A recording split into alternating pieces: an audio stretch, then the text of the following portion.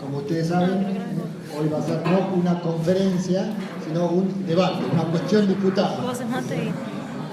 Los sí y los ¿Ya no está? de la teoría de la evolución. ¿Ya está? Para esto hemos invitado, por un lado, a un egresado nuestro, el licenciado en Filosofía Juan Carlos Monedero. Por otro lado, profesor de la casa, el doctor Oscar Beltrán. De manera que el esquema va a ser así. Primero van a hacer una exposición cada uno de los dos, alrededor de 20 minutos cada uno. ¿Sí? Luego, ¿no?, tiene una segunda ronda de 5 minutos cada uno como respuesta. ¿Sí? Y así damos lugar después a las preguntas y el intercambio con el público, que esperamos que sea hoy muy intenso. ¿Sí? Como detalle puramente externo, por favor, silencio en los celulares, así no se interrumpe la exposición. Muchas gracias, licenciado.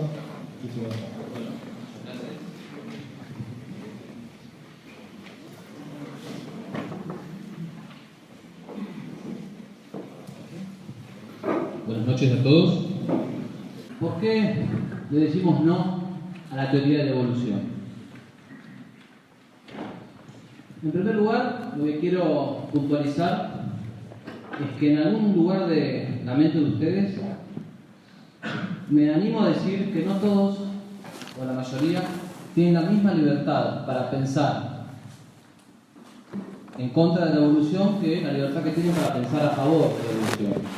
Y esto por una cuestión de que está difundida en la atmósfera de la cultura, de los medios de comunicación, de cierto pensamiento, lo que se olfatea, está difundida una serie de prejuicios según los cuales, si vos estás en contra de la teoría de la evolución o si manifestás algún tipo de duda o incertidumbre sobre ella,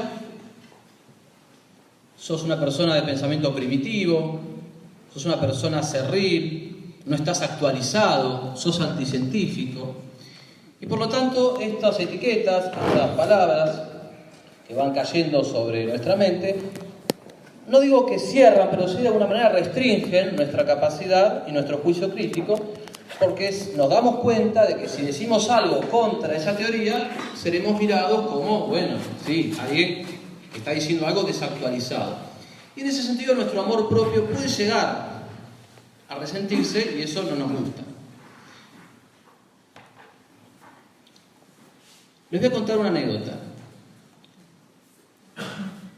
El jefe del Museo Británico de Historia Natural, Colin Patterson, en 1981, paleontólogo, formuló la siguiente pregunta al personal de geología, que reza así: ¿me pueden decir algo que sepan acerca de la evolución? ¿Cualquier cosa que sea cierta? ¿Qué respuesta obtuvo Colin Patterson? Nada, silencio. Luego formuló esta pregunta a los miembros del Seminario de Morfología Evolutiva de la Universidad de Chicago. ¿Cuál fue la respuesta? El silencio. Y uno, después de un largo rato de silencio, dijo: yo sé algo sobre la evolución, que no debería ser enseñada en las escuelas. Lo que voy a plantear es que la teoría disimula sus puntos débiles recurriendo a sucesivas reformulaciones, buscando escapar a la refutación. Las reformulaciones son presentadas como desarrollos de la teoría, cuando en realidad son más bien un blindaje retórico. Ejemplo: ante la debilidad de la postura de que las especies surgían gradualmente, ante la falta de evidencia o incluso la evidencia contraria, los evolucionistas apelan a la idea de que las especies ya no evolucionan gradualmente, sino a través de saltos, y así plantean la teoría saltacionista. Ante la imposibilidad de probar que la vida surgió por un proceso puramente físico-químico, entonces los evolucionistas plantearon que la vida no surgió en la Tierra, sino que vino de otro planeta. O sea, apelaron al origen de la vida con los extraterrestres. Lo que se llamó, de manera un poco más académica, panspermia dirigida. Pero si yo a la panspermia dirigida le saco en la retórica, estamos hablando de que el origen de la vida estuvo en el mundo extraterrestre. Pero como vemos, se trata de dos recursos que no tienen relación con la evidencia, sino con el atolladero en el cual la teoría estaba encontrada. Ante la falta de una respuesta, se inventa la explicación de los extraterrestres. Ante la falta de una respuesta de evidencia sobre el gradualismo, se inventa el saltacionismo. También nos vamos a plantear por qué la carga de la prueba la tiene aquel que esté en contra de la teoría o que la niegue o que manifieste dudas. Lo que yo veo en la realidad es que los monos engendran monos, que los hombres engendran hombres, que las vacas engendran vacas, y lo que veo es la continuidad de la especie. En todo caso, sería el que afirme lo contrario a la evidencia que tenga la carga de la prueba. Sin embargo, de alguna manera parece que se han invertido los planos. Entonces, esto es lo primero que voy a decir. Que cuando rascamos un poco en la idea de los críticos, vemos que no hay una sustancia clara de lo que es la evolución. Cuando tratamos de medir la temperatura social, vemos que no tenemos la misma libertad para afirmarla que para negarla. Segundo punto. La información desfavorable a la teoría no se publica. Como consecuencia, el status questionis no se conoce. No se estimula a pensar sobre las objeciones a la teoría, a pesar de los fabulosos rompecabezas que esta teoría tiene, que un poco más tarde me gustaría compartir con ustedes. Se pasan por alto las vulnerabilidades de la teoría evolutiva, invocando un genérico "la mayoría de los científicos dicen". Obras como Base material de la evolución, de Richard Goldschmidt, es desconocida. En esa obra, este genetista lanza un desafío a todos los que postulan los cambios lentos y graduales. Nadie o muy pocos conocen esa obra. No se toma debida nota del desafío que supone esa obra. Tampoco se suele conocer el capítulo 6 del origen de las especies, del mismo Darwin, donde el famoso creador de la teoría plantea 4 objeciones que él mismo se autoformula. Tampoco se conoce el capítulo 7 de El azar y la necesidad, de Monod. En el capítulo 7, Monod plantea como una paradoja al evolucionismo, él la llama paradoja, otros podrían llamarla contradicción, el hecho de la estabilidad de las especies. Y dice Monod, que aclaro, es evolucionista, sostiene: teniendo en cuenta las dimensiones de esta enorme lotería y la velocidad a la que actúa la naturaleza, no es ya la evolución, sino al contrario, la estabilidad de las formas en la biosfera, lo que podría parecer difícilmente explicable, sino casi paradójico. Y continúa. Se sabe que los planes de organización que corresponden a las principales ramificaciones del reino animal estaban diferenciados desde el fin del Cámbrico, o sea, hace 500 millones de años. Se sabe también que incluso ciertas especies no han evolucionado desde centenas de millones de años. La língula, por ejemplo, desde hace 450 millones de años. En cuanto a la ostra, que tiene 150 millones de años, debía tener la misma apariencia y el mismo sabor que las ostras que se sirven en los restaurantes. En fin, concluye Monod, se puede estimar que la célula moderna existe desde hace 2 o 3 mil millones de años. A esto los críticos llamarán estasis, al hecho de que no se observa evolución. Las especies continúan siendo las mismas durante millones de años.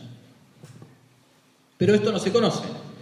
La misma Unsta, en los años 70, publicó este célebre libro titulado Más allá de Darwin, donde colabora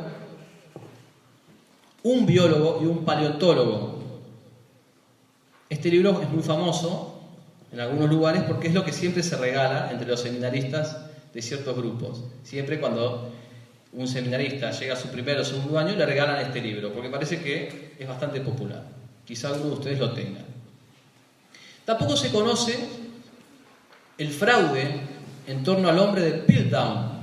En 1912 se descubrió una suerte de eslabón perdido. Y 41 años después, nuevos estudios arrojaron el resultado de que era mentira, de que había sido una puesta en escena, que en realidad no era un eslabón perdido, sino que era el resultado de juntar un diente de un orangután, una especie de hueso de hombre, bueno, y armaron una fantochada.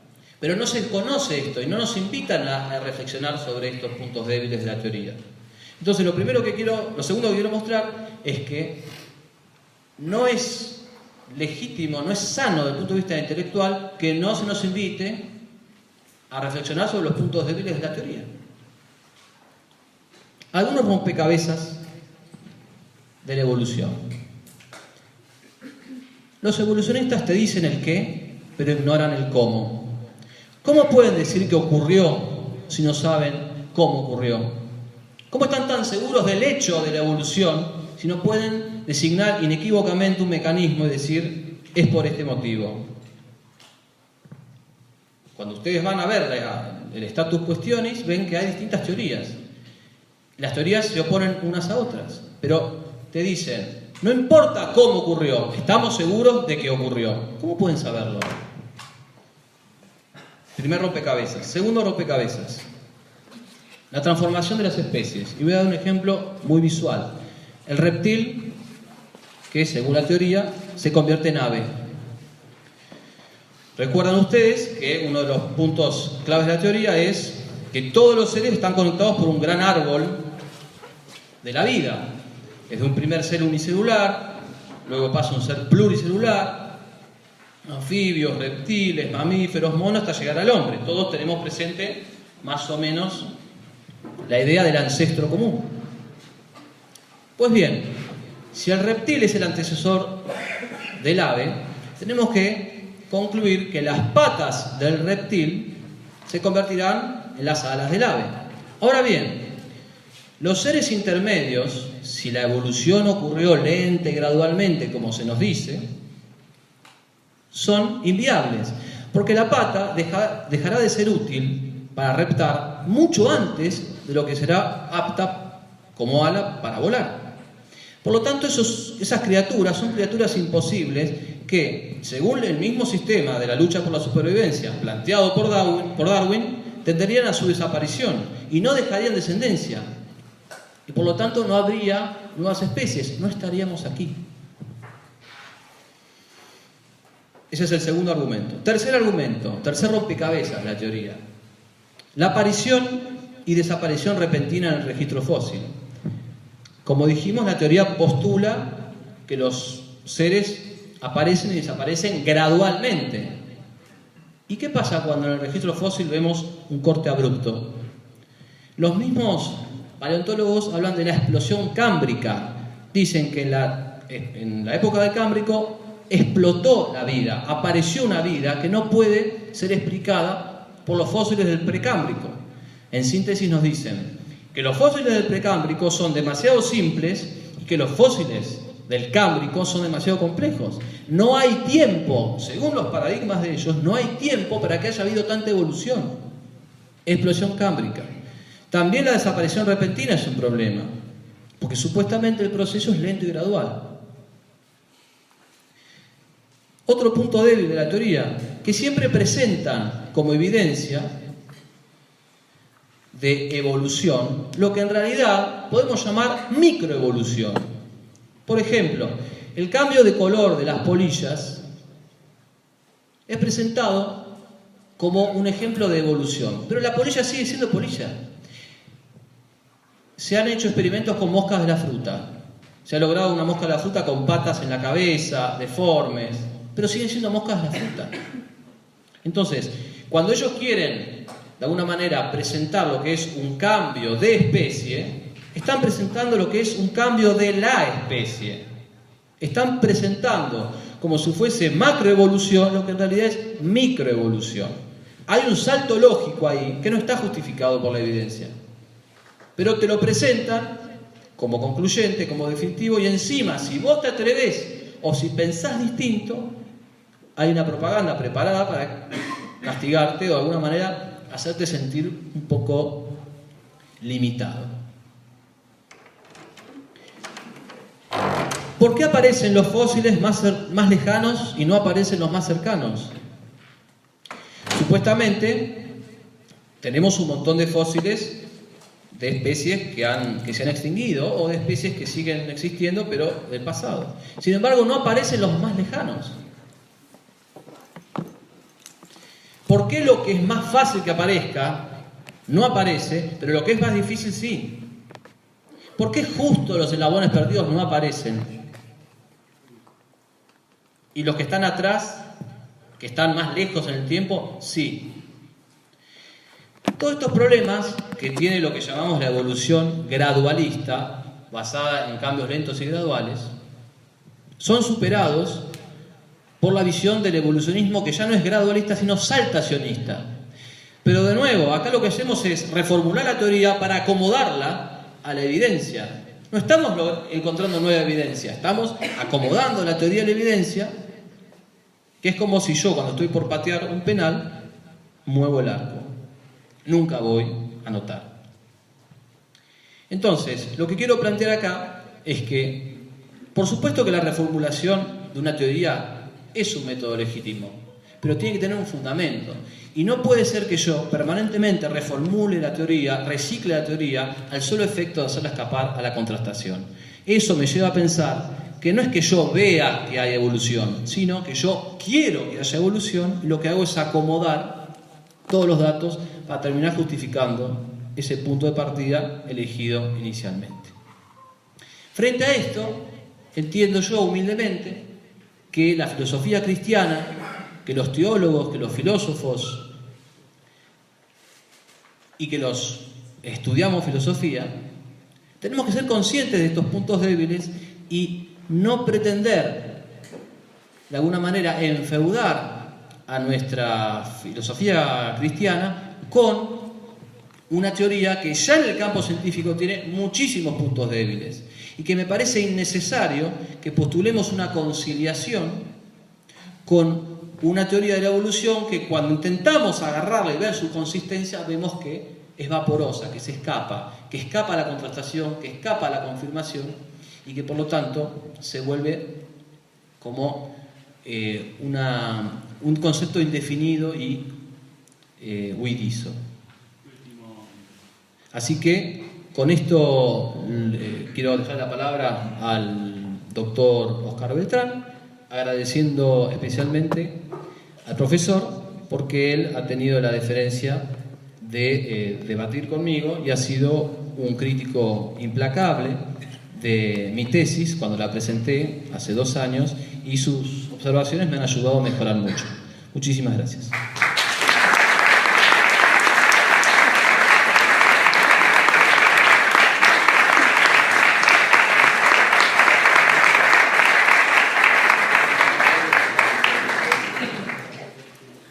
Buenas noches a todos, ¿cómo les va? Agradezco en primer lugar a las autoridades de la casa por la iniciativa y también a Juan Carlos, a quien tuve el gusto de tener como alumno y he visto con orgullo la manera en que él ha progresado en su interés por la filosofía y por temas tan importantes para el mundo de hoy, como es sin duda alguna esta cuestión que tiene que ver con la teoría de la evolución, ¿no? Y bueno, pensando un poco en lo que yo traía ya preparado para compartir con él y con ustedes, y haciéndome cargo también de la exposición que acabamos de oír, me gustaría en primer lugar hacer un par de aclaraciones. Esto que estamos celebrando aquí y que podríamos llamar debate, discusión o disputa, es esencialmente un diálogo, con lo cual estamos diciendo que el propósito no es confrontar, sino empeñarnos en común para llegar a la verdad. Y por lo tanto, en ese empeño estamos todos persuadidos de que somos capaces de encontrar la verdad y de que en esa empresa ganamos todos. Y no se trata de que uno prevalezca sobre el otro. Y otra cosa que, a partir de lo que dijo Juan Carlos, me parece prioritaria en todo diálogo, es esclarecer, por definición, algunos términos que se usan en el debate al que uno pretende llevar adelante, ¿no?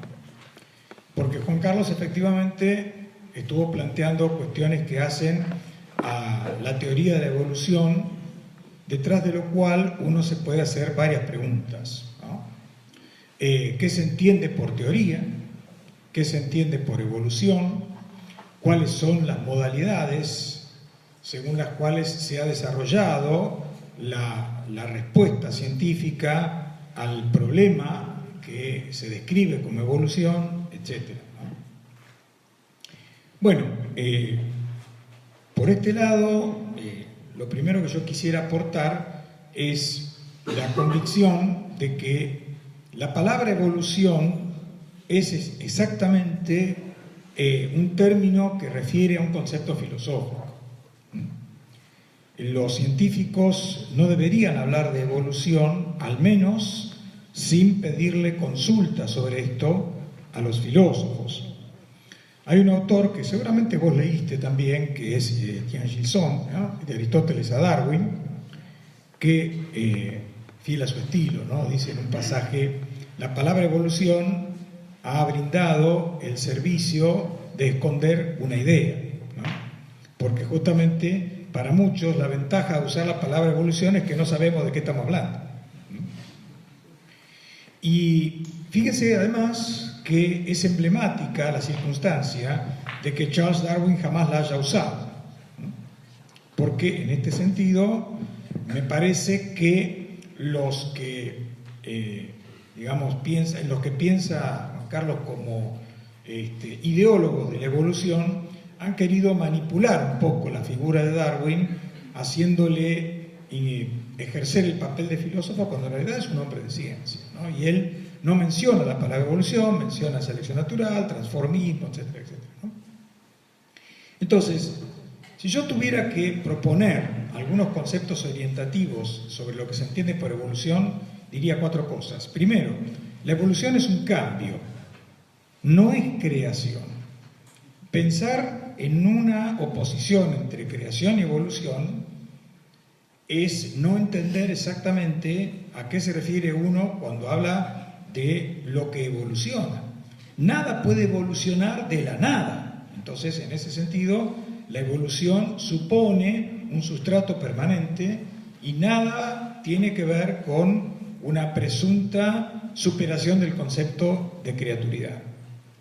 En segundo lugar, la evolución es una novedad, es decir, hay 3 tipos de generación. La generación unívoca, que es donde una especie se reproduce bajo el mismo patrón de un individuo al otro, ¿sí? Y la generación análoga, que es cuando lo superior engendra algo donde participa de eso en grado inferior. Por ejemplo, cuando el hombre crea realidades artísticas en las que está reflejada su inteligencia. Y en tercer lugar está la generación equívoca, que es aquella por la que una cosa de determinada naturaleza se vuelve capaz de engendrar otra que no comparte estrictamente su misma naturaleza, y es a lo que los antiguos llamaban la causalidad universal, ¿sí? Donde precisamente multitud de efectos se reducen a una única causa. En tercer lugar, la evolución implica progreso, o sea que el estado final trae una carga perfectiva superior al estado inicial. Y en cuarto lugar, hay un componente de gradualidad, con lo cual se opone el concepto de evolución al concepto de revolución.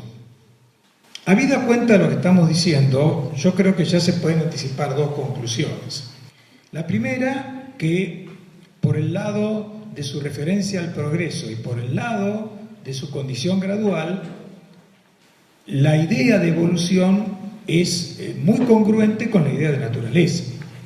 Vale decir, en la naturaleza abundan los ejemplos de realidades que merecerían ser descritas bajo parámetros evolutivos. Por ejemplo, el crecimiento de un ser vivo desde su condición embrionaria, por ejemplo, los cambios que se han registrado en la configuración del universo, en la formación del planeta Tierra, en la deriva de los continentes y cosas así. Por ejemplo, también en los cambios culturales de las distintas sociedades, en fin, en la historia en su conjunto. Por lo tanto, no parece en este sentido tan a contrapelo pensar en la idea de una evolución extendida a todo el dominio de la naturaleza. Pero algo que también entiendo que desde la filosofía debe ser planteado sin demora es la absoluta necesidad de invocar una intervención causal divina para que el concepto de evolución tome su sentido más pleno. Porque no tiene sentido poder justificar que se dé una novedad progresiva y ordenada en el orden de la naturaleza sin que haya una causa trascendente de la que provenga esa reserva ontológica que las cosas no pueden satisfacer de por sí. En otras palabras, el principio de causalidad prohíbe que lo más surja de lo menos y por lo tanto, más allá de los detalles que después se tengan que discutir, cuando hablamos de evolución, forzosamente tenemos que dejarle espacio también a la presencia de una causalidad de orden trascendente. Pero, yendo un poco más al punto del que hablaba Juan Carlos, ¿no? Me da la impresión de que la predisposición que podemos tener para pensar en un marco evolutivo en el universo se vuelve más dificultosa a la hora de traducir esto en categorías científicas. Me refiero a lo siguiente. Juan Carlos en un momento dijo algo que por ahí no lo anoté bien, pero como que los evolucionistas afirman un hecho del cual no tienen en claro cuál es la causa, ¿sí? Y eso parecería inhabilitarlos para llevar adelante su proyecto. La información de la que yo dispongo y que abunda en todos los ámbitos académicos habla de una serie de hechos que están constatados en la naturaleza y de los cuales se puede extraer con gran probabilidad la idea de que ha acontecido algo parecido a la evolución. Entre esos hechos se citan, por ejemplo, el de los registros fósiles, porque más allá de lo que dijo Juan Carlos y en lo que estoy completamente de acuerdo, a lo mejor tendría que haberlo dicho desde antes esto, ¿no? Las críticas que él formula a la teoría de la evolución son bastante conocidas por los que nos hemos interesado en el tema y reflejan una característica de esta teoría que, como él muy bien dijo, se esconde deliberadamente. Y es que con la teoría de la evolución ocurre exactamente lo contrario de lo que se espera de una teoría, a saber, que con el paso del tiempo, en vez de fortalecerse, se debilita, ¿no? Porque las otras teorías, como por ejemplo el copernicanismo, digamos así, fueron resistidas al principio y luego incorporadas como una adquisición casi definitiva de la ciencia. La evolución ha evolucionado en un sentido negativo, ¿no? Ha involucionado, ¿no? Es decir, de entrada se la tomó como un dogma y a medida que se le fue revisando, digamos, en sus detalles, empezaron a surgir los problemas, ¿no? Y diría yo que Juan Carlos se quedó corto con todas las cosas que se podrían decir acerca de las dificultades de esta teoría. Pero ¿qué pasa? Vuelvo al tema de los hechos, ¿no? Hay algunos hechos a los que no podemos soslayar. Los registros fósiles, lo dijo muy bien él, son incompletos, son en algunos casos difíciles de interpretar, pero hay registros fósiles. Nadie puede negar que la evidencia de esos restos indica que algunas especies que antes existieron ahora no existen y que algunas especies que ahora existen antes no existieron. Así parece ocurrir. Como también hay evidencia respecto de la homología que existe entre el componente de ADN de las distintas especies, como así también las semejanzas morfológicas entre distintos géneros de animales, como así también el tema de que se puede justificar a través de la observación de esos hechos digamos así, la sospecha de que hay nichos geográficos donde se van reproduciendo las especies, cada una de acuerdo a sus propios patrones. En otras palabras, hay algunas cuestiones que se observan en la realidad ante las cuales la ciencia tiene que dar una respuesta. Y las dificultades que se han encontrado en la teoría de la evolución, no sé hasta qué punto alcanzan para cancelar definitivamente esa vertiente investigativa.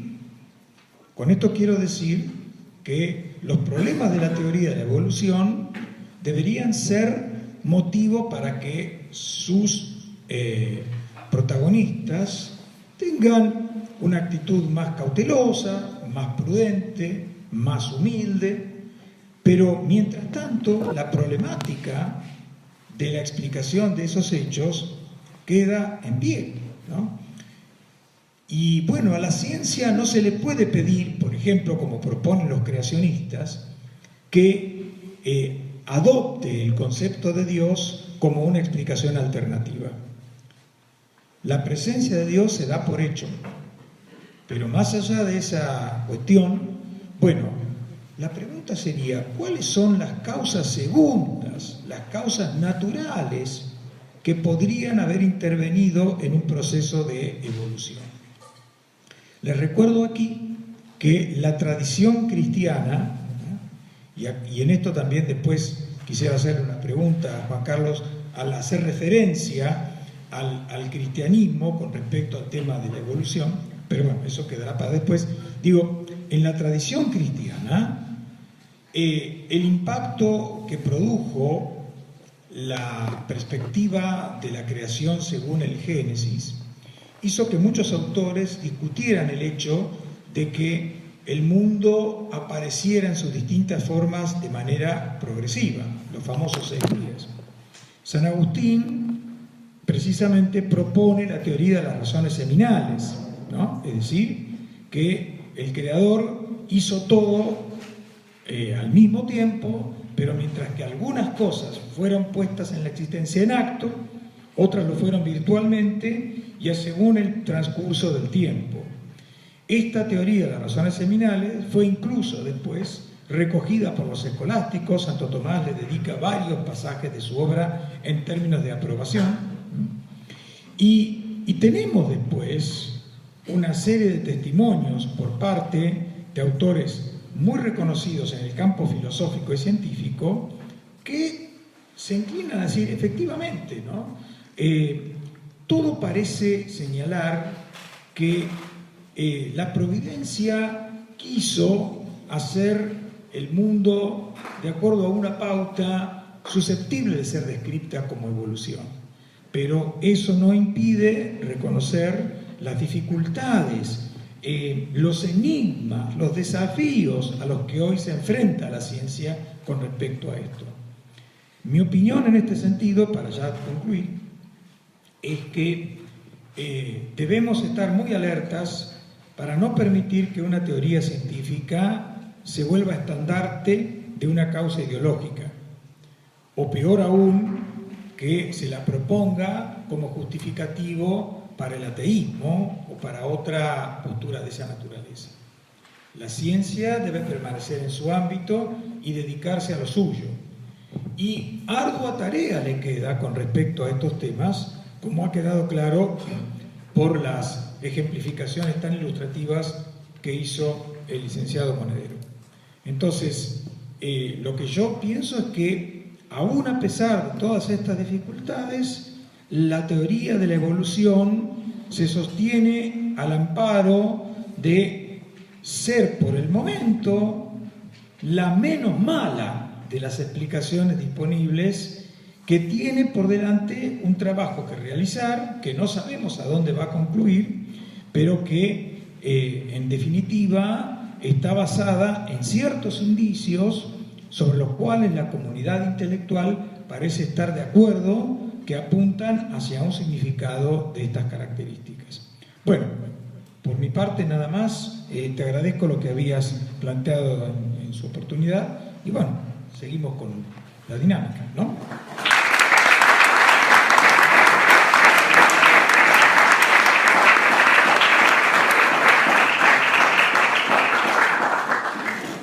En primer lugar, profesor, muchísimas gracias. Quiero enfatizar los acuerdos que tuvimos. Acordamos el tema que con la paleontología la teoría está frágil. Acordamos esto de que una parte de los que plantean la teoría se esconden deliberadamente. Estoy citando al doctor Beltrán. Acordamos que tiene dificultades, enigmas, desafíos.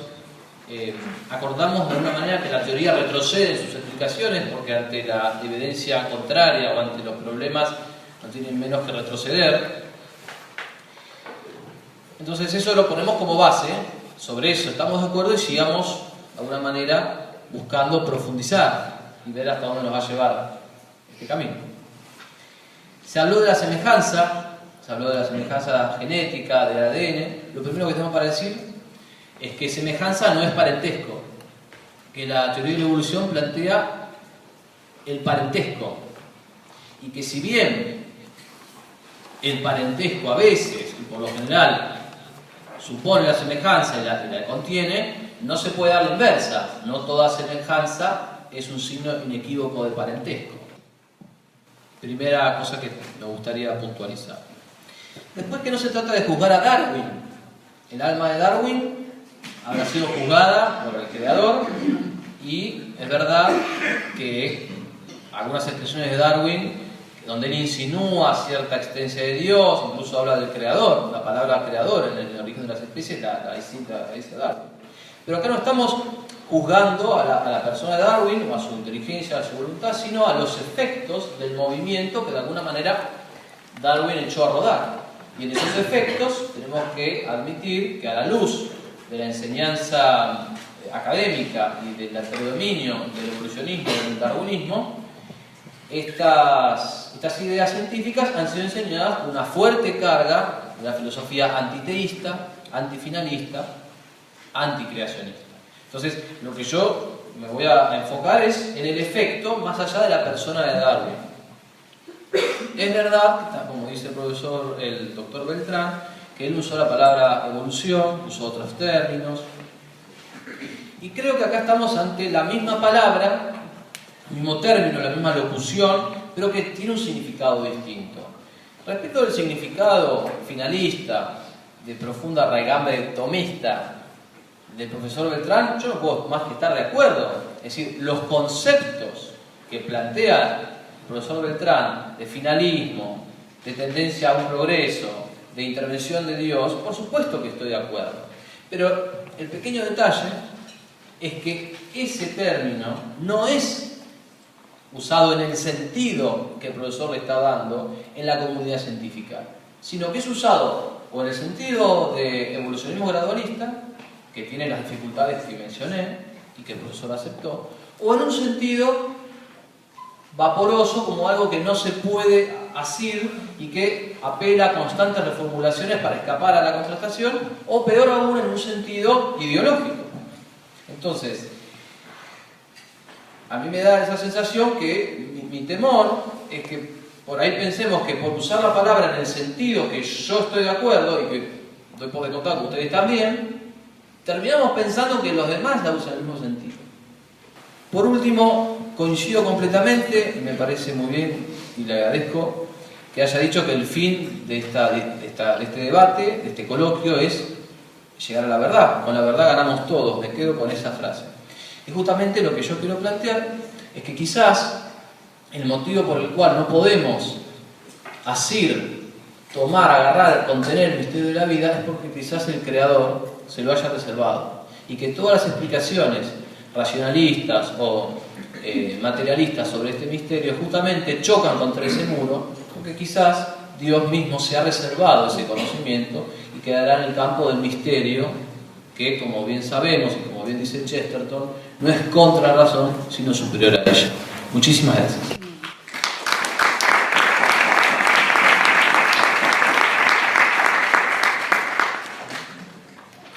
Bueno, seguramente el auditorio estará decepcionado por tantos buenos modales que tenemos con el licenciado, ¿no? Venían todos sedientos de sangre y se encontraron, como diría Perón, con un león herbívoro, ¿no? Bueno, pero lo nuestro también es un ejercicio de supervivencia del más apto. Nos dimos cuenta de que podíamos perder los dos si nos agarrábamos demasiado de frente y entonces, bueno. Pero, más allá de la broma, un par de comentarios. Primero, cuando se hace referencia a las dificultades de la evolución, de la teoría de la evolución, como por ejemplo al hecho de que no sea concluyente la evidencia de semejanza entre especies para postular su parentesco, yo creo que eso indica algo que es bastante obvio en el ámbito epistemológico. Es decir, las hipótesis nunca son concluyentes. Las hipótesis son respuestas tentativas. Entonces, cuando un científico se encuentra ante el hecho de la semejanza entre especies y se pregunta qué razón puede haber para que dos especies sean tan parecidas entre sí y no obstante pertenezcan a ámbitos distintos, bueno, tiene que buscar una explicación, repito, en la línea de las causas segundas.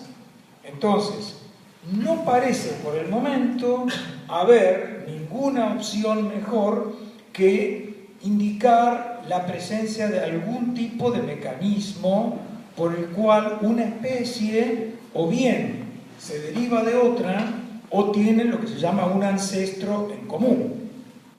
Con todas las dificultades que esa hipótesis conlleva, debemos reconocer que por ahora no tenemos una explicación alternativa que pueda ser más provisoria.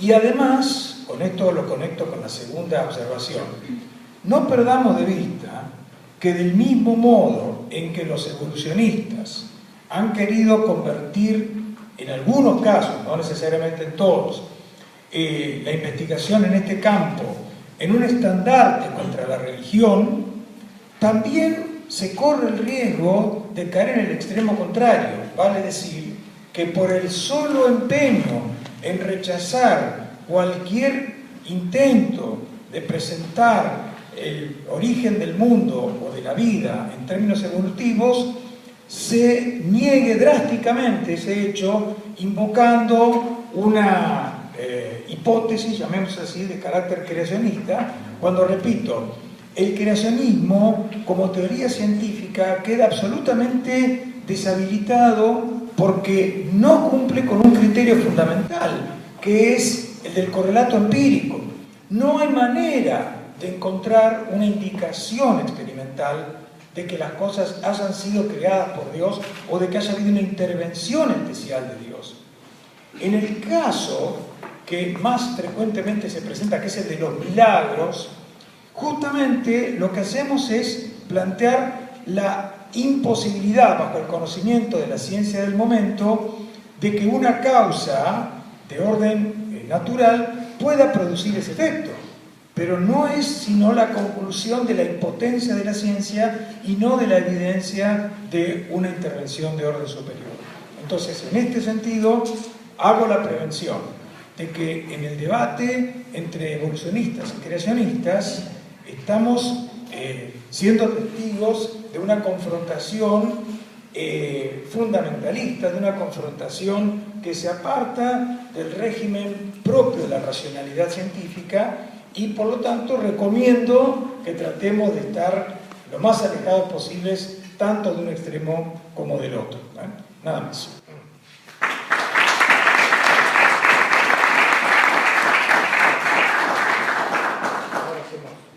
Bueno, mi pregunta es para el doctor.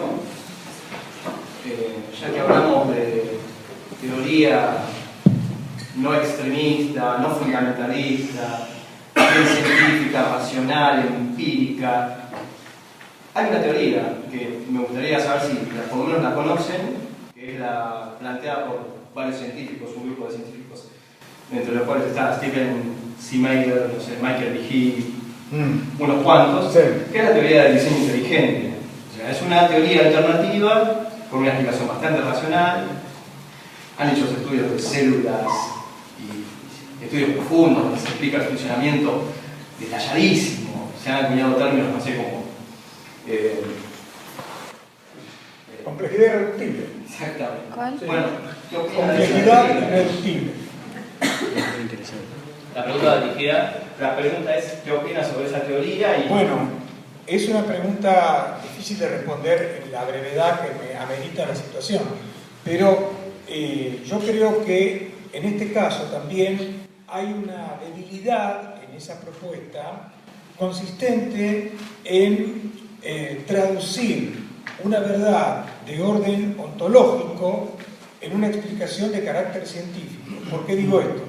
Porque la teoría del diseño inteligente habla, para empezar es una redundancia, diseño inteligente, no haría falta, con decir diseño alcanzaría, ¿no? Pero bueno, en la teoría del diseño inteligente se hace hincapié en aquellos rasgos de la naturaleza que no parecen poder explicarse desde la, llamemos así, la causalidad ciega o mecánica de la que hoy hablan los científicos, y por lo tanto infieren que tiene que haber justamente una intervención inteligente, espiritual, trascendente, para justificar eso. Si la teoría del diseño inteligente fuese una versión más al tipo siglo XX o siglo XXI del finalismo natural, tal como lo entiende Aristóteles y Santo Tomás, pues no habría nada que decir. Pero yo no veo cómo esa teoría puede acreditarse científicamente, porque insisto en que la ciencia no tiene la capacidad para poder inferir inteligencia. Es decir, solamente lo puede hacer cuando esa inteligencia está actuando en este momento. Si yo veo a una persona fabricando una máquina, pintando un cuadro o hablando simplemente, soy testigo de una conducta inteligente. Pero yo no puedo inferir inteligencia a partir de un producto que ya ha sido hecho. Desde el punto de vista científico, eso no es válido. Entonces, repito, más allá de su intención, me parece que la teoría del diseño inteligente no está justificada por razones estrictamente epistemológicas. Filosófica, sí. No, bueno, filosóficas en el sentido de filosofía de la ciencia. Sobre tu pregunta, si me permitís, no voy a entrar a lo que usted dijo, pero sí voy a decir una cosa que la expresión diseño inteligente, porque a mí no me parece redundante, si me permite, porque el diseño es algo que los mismos evolucionistas ateos afirman. Por ejemplo, Richard Dawkins reconoce el diseño, pero dice que es un diseño propio de un relojero ciego. De hecho, su libro más famoso se llama El relojero ciego. Por lo tanto, hay un diseño en la mente de Dawkins que es ateo, pero ese diseño no remitiría a un ser inteligente, sino que es fruto de el acaso. Ese es un claro ejemplo de manipulación del lenguaje, ¿no? Porque justamente, claro, es decir, Dawkins elige una palabra con la cual no solamente intenta conquistar a los que sienten urticaria cada vez que se habla de diseño, sino también a los que se ven consolados por el hecho de que el diseño no tiene que ser negado, ¿no? Entonces, por ese lado, ahí hay una estrategia retórica que tenemos que, digamos, delatar sin ningún tipo de eufemismo. Entonces las cosas tienen que ser llamadas por su nombre, ¿no? De acuerdo con usted, lo cual explica, a mi humilde entender, por qué el diseño, la teoría del diseño inteligente hace énfasis y agrega el adjetivo inteligente. Creo que justamente por ese motivo, lo cual me lleva a pensar que no es una redundancia, sino una quizás necesidad de estos tiempos de guerra semántica. Está bien. Siguiente. Sí, felicidades por la charla. ¿A quién de los dos? No te escuché. A los dos, felicidades por la charla, la verdad. Muchas gracias. Bien, muy bueno. La pregunta, bueno, va dirigida a los dos, especialmente al licenciado Juan Carlos. Usted habló entre los 5 rompecabezas que mencionó. El tercero decía algo así como el cámbrico y el precámbrico. Sí. Hay un salto muy grande, la explosión del cámbrico. Mi pregunta es, desde el punto de vista filosófico o creacionista, o como usted quiere llamar, sí, ¿qué otra explicación podría darse a ese salto si no es la evolución? No asumo que existe evolución, pero digamos, ¿qué otra explicación posible racional podría darse a ese salto cámbrico que, como bien dijo el doctor Beltrán, es una evidencia? Y ¿por qué también, como mencionó el doctor Beltrán, por qué no puede darse una teoría de la evolución? Por ejemplo, hay un gran proyecto que justamente se llama Big History Project, que es un gran proyecto sobre la gran historia y de algún modo está asumiendo el principio del mundo con una explicación científica, no apelando a ningún nombre evolucionista, o simplemente arrojando datos sobre qué es lo que tenemos, evidencialmente, sin darle una respuesta taxativa de una teoría como evolución o esto aquí. Simplemente, utilizando la palabra del doctor, ¿qué explicación podemos dar a esos datos que tenemos y que, para no decir simplemente no existe evolución, sino que... Bueno, en primer lugar, me doy cuenta que sos un tipo inteligente porque hizo 2 preguntas en una. ¿No? Así que primero voy a atajar el primer penal y después, en todo caso, repetir la pregunta para que todos podamos tenerla más fresca. Explosión cámbrica. Te agradezco mucho que me hayas preguntado esto porque de alguna manera me pareció entender que se deslizó en este debate como que yo soy un tipo de creacionista. No digo que se dijo, pero como que se deja ver, o alguien puede llegar a pensar, que yo soy un creacionista que creo que puedo probar la creación por la ciencia. Estoy seguro que el profesor no piensa eso de mí, entre otros motivos porque él leyó mi tesis. Porque él leyó mi tesis, la tuvo que corregir, amablemente me hizo una cantidad de objeciones, que llegaron, para que ustedes tengan algún dato de color, llegaron a ser 60 objeciones. ¿Las contaste? 60. Y entonces, a lo que voy, es que el profesor sabe, porque leyó la tesis, y lo sabe todo el tribunal, que yo justamente digo, y lo digo en las primeras páginas, que no se puede probar la creación de manera científica. Por lo tanto, entiendo que eso no me tengo que hacer cargo de eso yo. Pero como ustedes no leyeron la tesis, ni tienen por qué leerla, se los digo como para que no quede flotando en el aire. Por eso primero te agradezco que lo digas. Después, desde el punto de vista de la ciencia se ocupa de la evidencia. Y la ausencia de evidencia no es evidencia, es ausencia. La ausencia de fósiles intermedios puede verse a muchas causas. Yo puedo dar mi opinión, pero no como científico, que no lo soy tampoco, ni siquiera desde el punto de vista científico, puedo decir, me parece que la ausencia de fósiles intermedios es consistente, es congruente, es convergente con la idea de creación. Puedo decirlo, de hecho lo digo, pero no lo digo como un conocimiento científico y mucho menos como una verdad de puño que le pueda, cuya fuerza racional se la puede imponer a nadie, de ninguna manera. Pero eso ya entra en el terreno de lo que a mí me parece. A mí me parece que el hecho de que hay fósiles de precámbrico, luego no hay nada, luego hay fósiles del cámbrico, en el medio no se encuentra, Es convergente con la idea que se creó algo acá y luego se creó algo después. Es consistente, es concordante, si ustedes quieren. Pero no puedo decir que tenga fuerza demostrativa. Ese es mi límite. Bueno, yo en este sentido quisiera señalar este detalle, ¿no? Que cuando vos hablás de consistencia con respecto a una causa creadora, me permito insistir en esto. Cualquiera sea el escenario de nuestra discusión, la creación se da por supuesta. Entonces, no se trata de preguntarse si las criaturas, digamos así, del Cámbrico fueron creadas o no. Eso ya se sabe que efectivamente ocurrió, ¿no? Todo lo que existe fue creado por Dios. Ahora, la pregunta sería, si un ser cualquiera, en cuanto existente, es congruente con la idea de que Dios lo trajo al mundo en el momento presente, como quien saca un conejo de la galera, bueno, también es consistente con lo que parece a esta altura haber sido el estilo predilecto de Dios, a saber, procurar que las criaturas completen la obra que Él inició. Me gustaría leerles un brevísimo texto de Santo Tomás.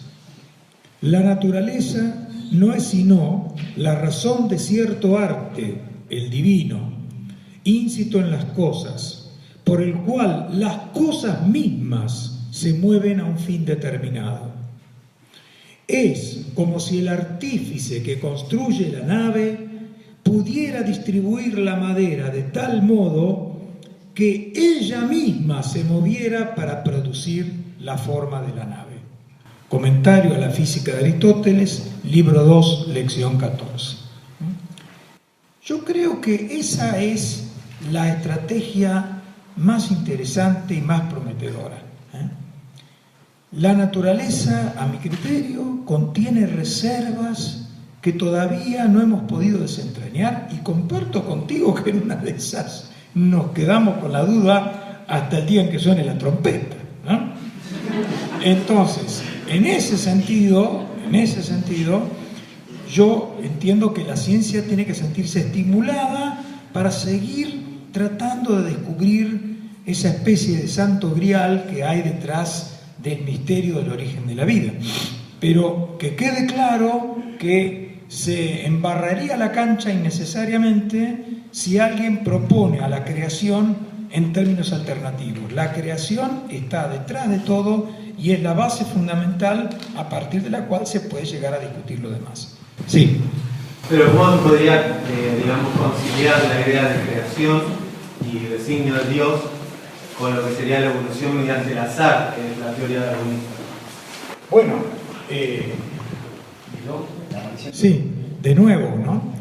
El gesto creador de Dios implica también que en sus criaturas estén reflejados todos los grados de perfección, dice Santo Tomás. Y entonces, de la misma manera que en algunos casos Dios ha querido que la eficacia de las criaturas se dé en términos necesarios, Él está pensando, por ejemplo, en los cuerpos celestes, donde nada sucede accidentalmente. En el orden terrestre, la participación del poder de Dios se ve reflejada también en los acontecimientos contingentes y azarosos. ¿Sí? ¿Y él cómo? ¿Como un direccionamiento o de qué manera? Yo diría que el orden con el que Dios ha puesto a la naturaleza implica la posibilidad, en muchos casos manifiesta ante nuestros ojos, de que mediante dispositivos que en sí mismos son azarosos, se consiga, no obstante, a la larga o a la corta, el resultado al que la naturaleza pretende llegar. Y yo siempre pongo el ejemplo de la reproducción humana. El sexo de cada uno de nosotros es fruto del azar, porque en algún momento, todavía no llegamos al horario de protección al menor, entonces en algún momento hubo 300 millones de espermatozoides galopando hacia el óvulo. Bueno, el que llega primero gana, ¿sí? Pero es aquí que de esos 300 millones, la mitad trae información masculina, la mitad información femenina. Bueno, el azar hace que a la larga haya un número parecido de varones, de mujeres, de machos y de hembras, ¿sí? Entonces, este es un ejemplo de tantos en los que la naturaleza asume la dinámica del azar para llegar a una finalidad superior. Permitime un comentario. Ustedes evidentemente nos escucharon y habrán visto que en realidad yo en ningún momento me concentré en el tema de creación o evolución. Yo lo que planteo es que la teoría de la evolución y el concepto de evolución, uno, si es pensado como evolución gradualista, tiene muchas objeciones y contradicciones. Dos, si es pensado como evolución saltacionista, no se distingue del acto de la creación. Le estamos poniendo una etiqueta a algo que en realidad es otra cosa. Y tercero, se configura como un concepto vaporoso que no se puede agarrar, porque en cuanto vos intentás agarrarlo, se reformula para escapar de la refutación. Entonces, acá la cuestión, yo no estoy planteando si el concepto, y tampoco lo planteé en la tesis, que usted amablemente corrigió, si el concepto de creación o evolución es contradictorio. Yo no lo planteo desde ahí, lo planteo desde que la constatación de las evidencias va en otra dirección y que antes de empezar a especular si podemos inyectarle a la palabra evolución otro significado tomista o finalista, tenemos que darnos cuenta que la palabra evolución fácticamente significa, saliendo de esta casa de estudios, otra cosa. Y eso es un hecho duro, es un dato que no podemos omitir. Entonces, tengamos en cuenta eso, porque acá todos decimos, no, bueno, podría significar esto, pero si salimos del umbral, vamos a ver qué significa otra cosa. Y así como usted ha citado a Santo Tomás, yo voy a citar a un gran evolucionista que se llama Richard Lewontin, que dice así: nos ponemos del lado de la ciencia a pesar de lo patentemente absurdo de algunos de sus conceptos, a pesar de su fracaso en cumplir muchas de sus extravagantes promesas de vida y salud, a pesar de la tolerancia de la comunidad científica a historias ad hoc sin fundamento. Porque tenemos, dice Richard Lewontin, evolucionista, porque tenemos un compromiso anterior, un compromiso con el materialismo. No es que los métodos y las instituciones de la ciencia nos obliguen a aceptar una explicación materialista del mundo fenomenológico, sino por el contrario, que nosotros estamos forzados por nuestra adherencia a priori a las causas materiales para crear un aparato de investigación y una serie de conceptos que producen explicaciones materialistas, sin importar qué tanto vayan en contra de la intuición, sin importar qué tan místicas sean para el que no ha sido iniciado. Más allá de eso, el materialismo es un absoluto, pues no podemos permitir un pie divino cruce el umbral de nuestra puerta. Claro, yo creo lo siguiente, escuché muy atentamente las exposiciones. Yo lo que creo es lo siguiente, es decir, que estamos hablando de evolución casi en forma unívoca. Es decir, plantémonos en el año 1840, 1845, Darwin, que además está muy enfermo, había cosas que no estaban claras, como por ejemplo la teoría genética. Él vio determinadas cosas, pero ¿dónde cayó la teoría evolutiva? Y este es el aspecto que quiero recalcar por el hecho de no considerarlo de manera unívoca. Es decir, la teoría evolutiva cayó en un ambiente positivista, en la cual los hechos son los hechos y los hechos dan las interpretaciones. Bueno, llegó un momento en 1910, 1915, en la cual la teoría evolutiva no se pudo ver nada, entonces fue desechada absolutamente. ¿Qué pasó? Vino el funcionalismo, que duró hasta 1930, 1940, acá en Argentina hasta 1960, eso es otro tema. ¿Y qué pasó? Bueno, en 1940, 1950, la teoría sintética de la evolución probó matemáticamente los mecanismos de la selección natural. Entonces, cuidado, yo creo que hay que tener cuidado con el hecho a Darwin. Darwin también ha sido puesto en duda por la comunidad científica. Hay científicos de la teoría sintética de evolución que se desprenden de ahí, que no se apartan de Darwin. Por eso yo creo que pobre Darwin no tenemos que echarle los carbones encendidos. ¿Cuál sería la pregunta? No es pregunta, no, es aclaración. Y segundo, con referente a esto, hay que ver cómo funciona la ciencia también. Cuidado, es decir, hablamos primero de positivismo, es decir, listo. Ahora, 1940, 1950, la teoría sintética de la evolución, 1960, el paradigma cambió. En primer lugar tenemos todo el positivismo, después viene Kuhn, cuando habla de paradigma y de ciencia normal. Todas las debilidades que vos mencionás, que son, y usted también, que son ciertas, porque es parte de la ciencia, son lo que Kuhn llama los avatares. Es decir, generalmente lo que dice Kuhn es, se establece una ciencia normal, así con 4 paredes, pero se van filtrando, con un paradigma determinado, se van filtrando problemas. Cuando esos problemas ya no rebasan más, chao, cambiamos de paradigma. Entonces, cuidado, porque todo esto de la evolución... ¿No llegó el momento quizás de que tanto acumulación de problemas y fisuras en el evolucionismo yo creo que no. nos haga pensar? Yo creo que no. Yo invito a que pensemos eso. Yo creo, porque aparte la teoría evolutiva tiene 150 años, nada más. Es muy poco. Darwin, la teoría sintética de evolución, tiene del año 50.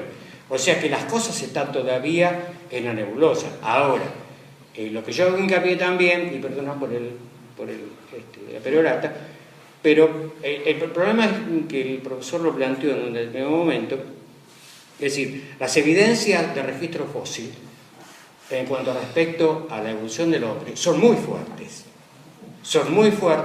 y entonces, como dijo el profesor, bueno, ¿qué nos planteamos con respecto a este tema?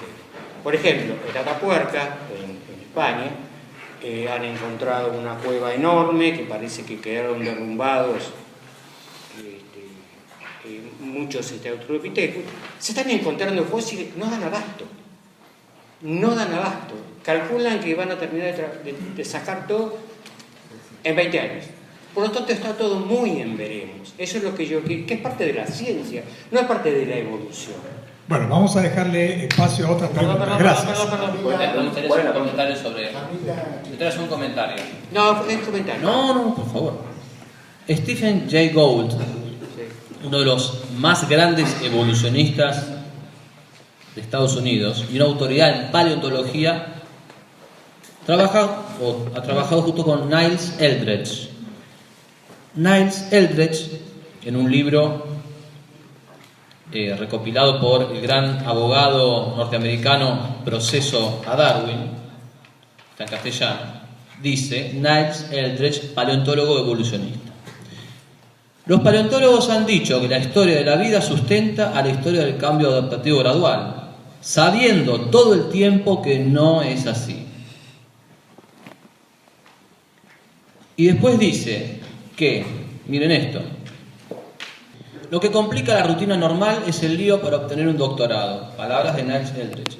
Una tesis de investigación doctoral es en realidad un aprendizaje, y la disertación es un informe exhaustivo que muestra la capacidad del candidato para elaborar y seguir con éxito una investigación. Suena razonable, pero es enorme la presión por conseguir resultados y resultados positivos. Fin de la cita. Entonces, si Gould y Eldredge te dicen esto, Gould dice además, paleontólogo, él evolucionista. El problema de que las especies no cambian, el problema de la aparición repentina, el problema de la desaparición repentina, el problema de la explosión del Cámbrico. Entonces, acá no se trata tanto de argumentos son ellos mismos lo que están diciendo. Y ante la falta de esa evidencia, reformula la teoría en términos de salto. Le doy la palabra. Sí, a ver.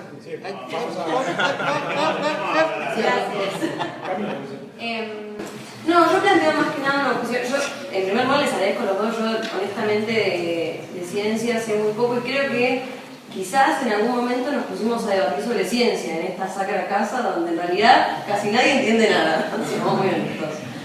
Creo que acá hay un tema. Vos en un momento planteaste un ejemplo, y a mí automáticamente, Juan Carlos, cuando lo planteaste, me generó un problema interno, que fue el tema de la reformulación de la teoría, como cambiar el arco de lugar a la partida del penal.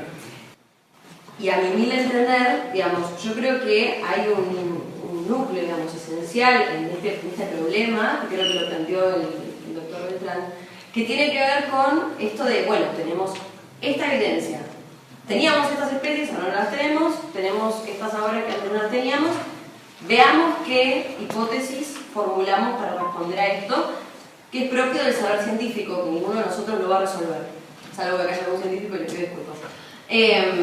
Realmente creo que ahí es donde está el núcleo, digamos, de toda esta discusión, y creo que en todo caso la reformulación de la teoría es simplemente cambiar la manera de poner el pie para patear el penal. No creo que cambie el arco, sino que justamente es lo más natural en el ensayo de las hipótesis cambiar las teorías, digamos, porque la teoría evolucionista no es siempre la misma, y creo que eso lo dejaron muy bien claro, digamos, va sufriendo sus modificaciones, donde incluso la teoría evolucionista que planteaba acá nuestro amigo ya no tiene casi nada que ver con la evolución de Darwin. Entonces creo que estamos encerrando, como haciendo un conjunto muy grande, ¿no?, que es una ensalada de teorías científicas, porque en el fondo no es una única, sino que son varias, que yo creo, o entiendo, que querés atacar el materialismo de fondo que traen, entiendo, pero me parece que termina siendo como una especie de falacia dominem, que era que porque hay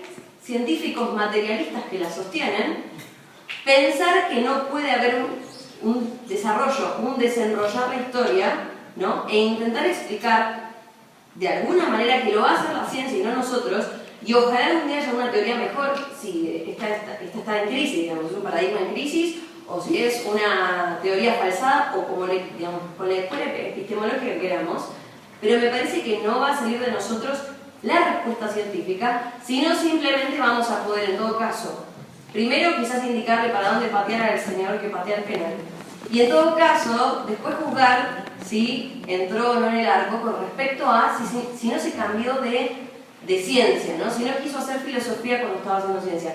Me parece que ahí es donde yo adhiero, digamos, en gran parte a lo que explicaba el profesor, y que creo que de alguna manera queda flojo en tu planteo. Muchas gracias, Camila. Las teorías tienen evidentemente un núcleo esencial inmodificable, y luego tienen una especie de periferia donde está lo accidental. Voy a dar un ejemplo muy sencillo. Yo puedo decir que el triángulo tiene 3 lados. Ahora, yo no puedo decir, bueno, vamos a pensar un triángulo de 4 lados, porque ahí ya estoy cambiando la esencia de la cosa. O sea, no estoy hablando de un triángulo de 4 lados, estoy hablando de otra cosa. Respecto de la evolución, por suerte, hay una manera de saber si han modificado lo esencial o si han modificado lo accidental. Lo esencial en la teoría evolucionista era, palabras de Darwin, el gradualismo. Él mismo dijo, si yo aceptara el salto, estaría postulando el milagro, y llamó basura a cualquier explicación alternativa. Entonces, el gradualismo era parte del tronco, de la esencia, no de la periferia. El ancestro común también. Ahora, si han reformulado no la periferia, sino el tronco, yo tengo derecho a pensar si no se trata de una hipótesis que se defienda a toda costa con tal de mantener incólume el hecho de la evolución. Tanto es así que incluso los que intentan justificar la evolución te dicen, ocurrió, no sabemos cómo, pero ocurrió. ¿Cómo estás tan seguro? Porque de alguna manera el cómo te indica el qué.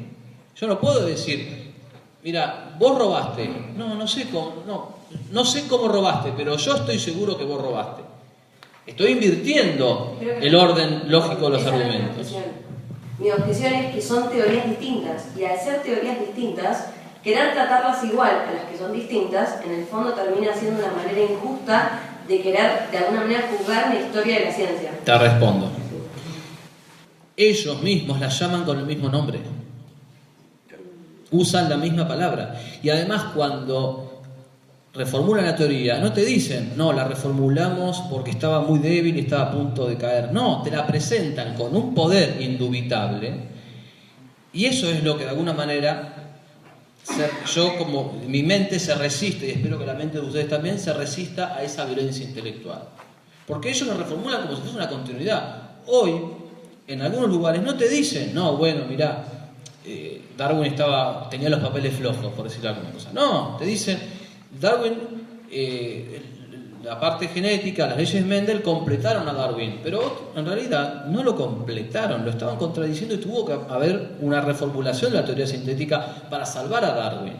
Es decir, yo lo que digo simplemente es planteemos las cosas como son. Y no apelemos a una reformulación constante ante la falta de evidencia.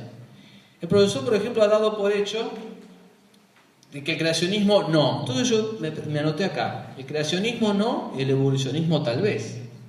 Porque un poco la idea es, lo que veo que concluís es que tal vez pueda ser cierto o no. Pero me parece que es una vara muy dura con el creacionismo, que podría yo llegar a compartirla, pero demasiado suave, quizás, si me permite el término, con el evolucionismo. Aclaro esto porque me parece importante. Yo digo creacionismo no, por el sencillo hecho de que el creacionista saca los pies del plato, porque está invocando una idea que es la de Dios, extraña por definición a la metodología de la ciencia. Tan extraña como podría ser la idea de Papá Noel o la idea de una hada madrina. Es decir, efectivamente no hay ninguna excusa para poner a Dios como parte del mundo sobre el que se mueve la explicación científica. Entonces, yo lo que digo es, el evolucionismo tal vez, y alguna explicación alternativa tal vez, pero tanto los evolucionistas como los que no lo sean, no pueden evitar la aceptación de una causalidad primera de orden creacional. Eso es lo que yo quería decir nada más. Bueno. Oscar, cuando hablabas, habías dicho que tenías una pregunta para hacerle a Juan Carlos, que no sé si la llegaste a efectuar. Bueno, no la llegué a efectuar, pero bueno, te doy la oportunidad a ver si podés hacerlo brevemente. Vos, al terminar tu primera exposición, hiciste referencia a una recomendación para los cristianos, dijiste, ¿no? Con respecto a la teoría de la evolución. Y mi pregunta sería la siguiente, ¿no? Los problemas que vos señalaste con respecto a la teoría de la evolución, ¿no? ¿Necesariamente afectan de modo particular a los cristianos o en definitiva son los mismos problemas con los que nos encontramos ante cualquier opinión falsa? Bien. Usted me hace una pregunta disyuntiva. Podría pensar una tercera cosa y voy a desarrollarla. Yo creo que si nuestra inteligencia de alguna manera se somete a una prueba que se presenta como concluyente cuando no lo es, hay una violencia. Yo creo que si nosotros de alguna manera creemos que acá, que la palabra evolución tiene ese significado tomista, finalista, y luego vamos a la calle y vemos que no es así, vamos a sentir una contradicción, porque no se usa en ese sentido. Entonces creo que de alguna manera los que nos dedicamos al pensamiento y los que son filósofos y teólogos cristianos, católicos, tienen que tener en cuenta esta problemática para no usar una palabra que ellos creen que tiene un buen significado, pero que cuando suena en el oído del interlocutor tiene otro significado.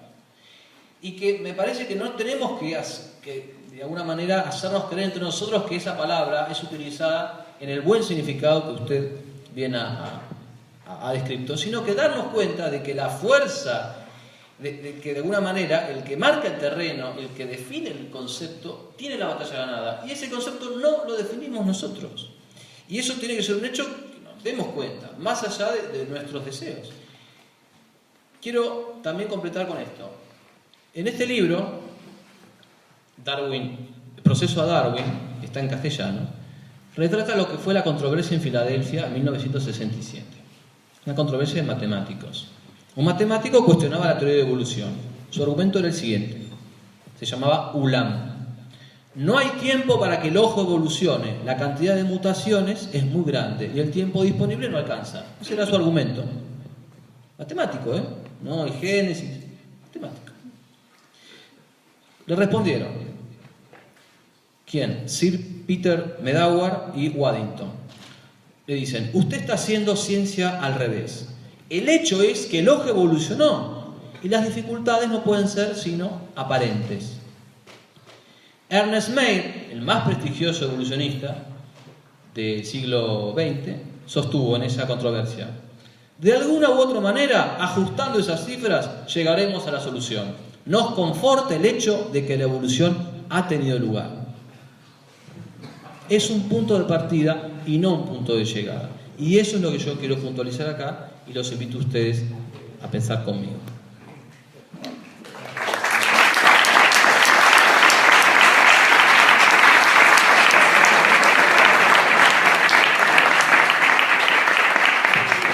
Si tienen un minuto de paciencia, quisiera compartir con ustedes, me parece un digno cierre, otro pasaje de la Sagrada Escritura, muy breve. Job capítulo 38. Yahvé respondió a Job desde el seno de la tempestad y dijo: ¿Dónde estabas tú cuando fundaba yo la tierra? Indícalo si sabes la verdad. ¿Quién fijó sus medidas? ¿Lo sabrías? ¿Quién tiró el cordel sobre ella? ¿Sobre qué se afirmaron sus bases? ¿Quién asentó su piedra angular entre el clamor acorde de las estrellas del alba y las aclamaciones de todos los hijos de Dios? ¿Quién encerró el mar con doble puerta cuando del seno materno salía borbotando? Cuando le puse una nube por vestido del nubarrón hice sus pañales, cuando le tracé sus linderos y coloqué puertas y cerrojos. Llegarás hasta aquí, no más allá, le dije. Aquí se romperá el orgullo de tus olas. ¿Has mandado una vez en tu vida a la mañana? ¿Has asignado a la aurora su lugar para que agarre a la tierra por los bordes y de ella sacuda a los malvados? ¿Has penetrado hasta las fuentes del mar? ¿Has circulado por el fondo del abismo? ¿Has calculado las anchuras de la tierra? Cuenta si es que sabes todo esto. Y más adelante, capítulo 40 y 42, Job respondió a Yahvé: he hablado a la ligera. ¿Qué voy a responder? Me taparé la boca con mi mano. Hablé una vez, no he de repetir dos veces. Ya no insistiré. Sé que eres todopoderoso. Ningún proyecto te es irrealizable. Era yo el que empañaba el consejo con razones sin sentido. Sí, he hablado de grandezas que no entiendo, de maravillas que me superan y que ignoro. Yo te conocía solo de oídas, mas ahora te han visto mis ojos. Por eso me retracto y me arrepiento en el polvo y la ceniza. El que se quiera sentir aludido.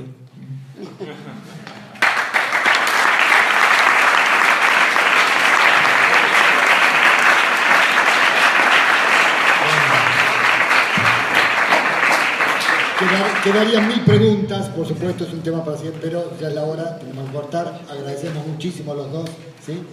Y los invitamos a que sigan pensando el tema que tienen, que da para mucho. Muchas gracias a todos.